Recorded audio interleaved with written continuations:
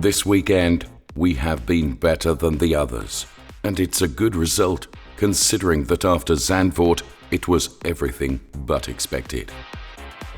Ferrari had already surprised in Saturday qualifying with pole position from Sainz, who confirmed himself in the race, keeping the lead for 15 laps ahead of Verstappen.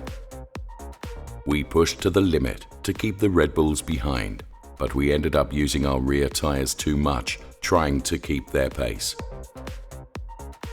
On fast sections, the SF23 changes its tune, and through a low aero, downforce and drag issues are massively reduced.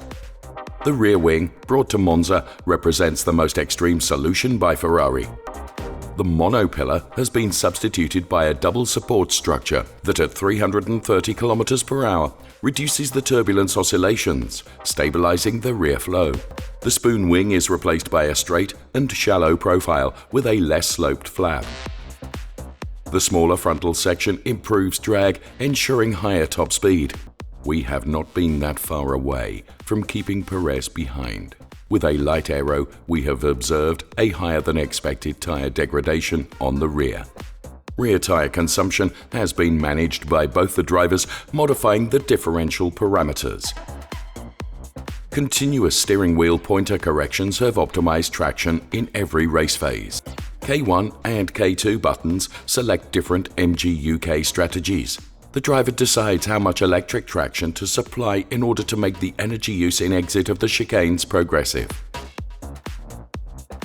The vertical regulator increases or reduces the engine brake under conventional braking, a very important support in Monza, adapting the negative torque on the rear axle depending on fuel weight and tyre consumption. Over the spoke, two small wheels modify the differential behavior. The right one gives more freedom to the driving wheels. By rotating the left one, the torque axle becomes stiffer, maximizing traction in exit of the corner. The better power distribution enabled the sliding and grip losses to be limited, compensating the reduced downforce. The differential management gives it support also in the corners when the car leans. By assigning a torque prevalence to the outside wheel, a steering effect of the single-seater is obtained, reducing the understeer and the tyre tread sliding to the advantage of the compound temperature. The optimized power distribution has permitted a softening of the suspension in order to give the less loaded internal wheel the ability to copy Monza's curbs.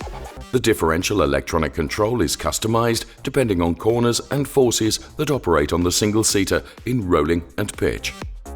This factor maximizes the grip of the rear axle also in entry corner phase with the load movement that lightens the tyre support. In any change of direction, the steered front wheels have to win the centrifugal force to direct the car, while the differential maps prove to be crucial to improve the driving precision, despite low aero and tyre setups that, at the end of the stint, suffer a high consumption.